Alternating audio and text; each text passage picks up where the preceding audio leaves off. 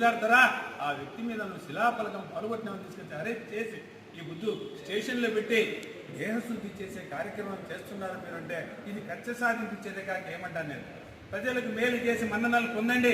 ప్రజలను భయభ్రాంతులకు గురి చేస్తూ మేము మన్ననలు పొందాలా, మిమ్మల్ని భయం పెట్టుకోవాలా, మిమ్మల్ని మా కాళ్ళ దగ్గర చేర్చుకోవాలంటే ఎవరు భయపడేవాళ్ళు లేరు. కేసులు పెడుతూనే ఉంటాం, మేము కేసులు సిద్ధంగానే ఉంటాం. మేము కాస్త కూస్తో పోలీసు లాఠీ దెబ్బలు తిన్నంత మాత్రాన మేము ఎక్కడ బెదిరేది లేదు.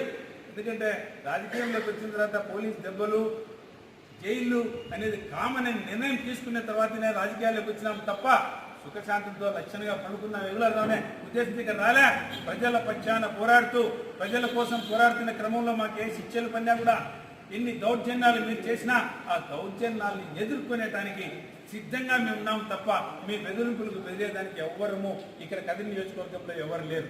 పదే నాకు తెలిసి అన్నా పాయింట్ తర్వాత ఇప్పుడు 4వ మరణం కూడా కదిరికి పదే మా దగ్గరికి వస్తూ కార్యకర్తలకు ఎప్పటికప్పుడు ధైర్యాన్ని నింపుతూ రమేష్ రెడ్డి గారు మాకు ఇస్తున్న ఈ బూస్టర్, ఈ డోసు మాకు ఎప్పటికీ ఎల్లవెల్లా పనిచేస్తుందని లాస్ట్ టైం వచ్చినప్పుడు రిక్వెస్ట్ చేశాం.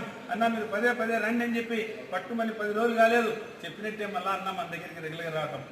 ఇంకా నెక్స్ట్ 1 వీక్ లోపలనే మనకు పుస్తక ఆవిష్కరణ కార్యక్రమం ఉంది. భవిష్యత్తులో ఈ చంద్రబాబు నాయుడు చేసిన వెన్నుపోటు కార్యక్రమం మీద ఒక బుక్ ప్రింట్ చేసినారు.